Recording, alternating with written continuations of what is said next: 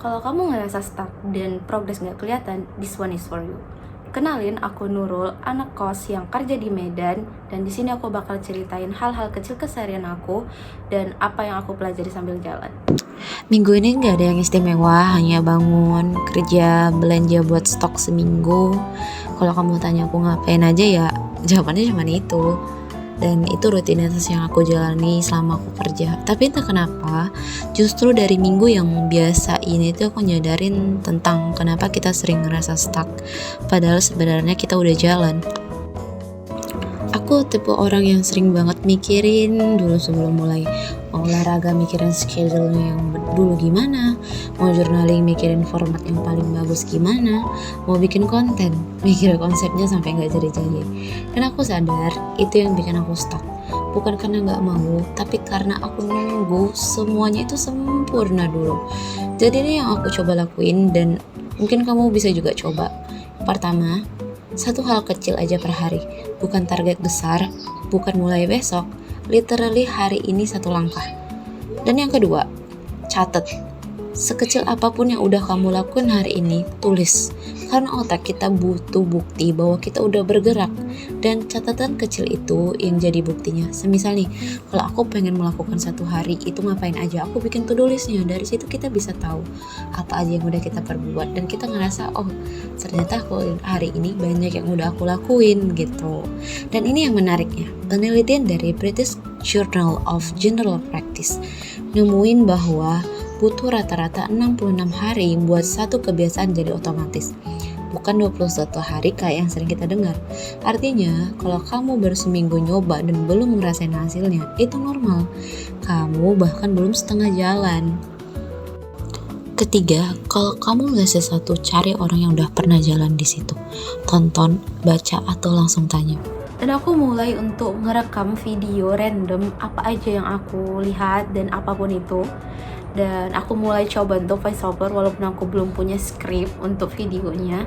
Nah, aku belum punya konsep sih sebenarnya sama sekali, tapi aku ngerekam aja dan dari situ aku mulai ngerasa aku mulai berprogres gitu, satu persatu aku pelan-pelan untuk bisa upgrade lagi konten aku.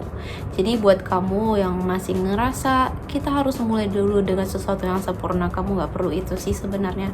Kamu cukup mulai dari hal kecil aja gitu, dari situ kamu bisa tergerak buat ngelakuin yang lebih baik lagi kalau kamu belajar pelan-pelan. Dan satu hari cukup 1%, mungkin kamu pernah dengar soal itu, atau one step every day. Kalau kamu pernah dengar tentang learning by doing, mungkin kamu udah familiar sama ini. Jadi penelitian dari Harvard itu mengatakan bahwa kita itu retain 75% dari apa yang kita praktikin langsung dibandingkan dengan 5% kita cuma ngebaca dan dengerin sesuatu. Jadi kalau kamu masih nunggu paham dulu dan belum memulai, secara ilmiah itu justru paling gak efektif gitu, karena kita tidak ada actionnya.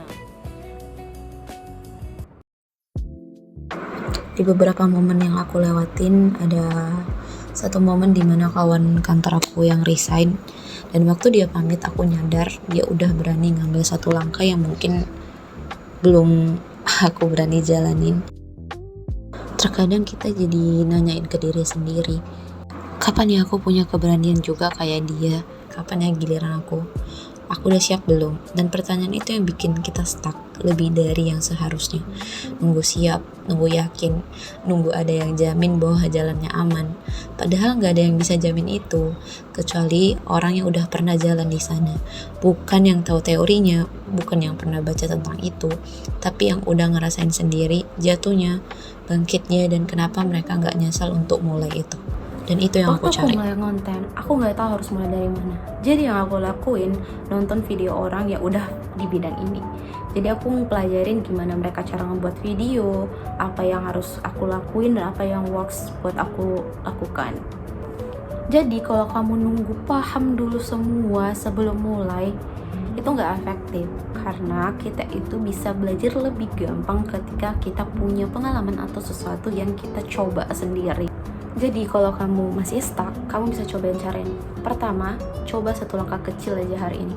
Dan yang kedua, kamu catat. Di sini kamu bisa ngelihat progres kamu dan kamu bisa buktiin bahwa kamu udah bergerak. Dan yang terakhir, kamu tanya sama orang-orang yang udah pernah jalan di bidang itu. Kamu tanya, kamu tonton dan pelajari dari mereka.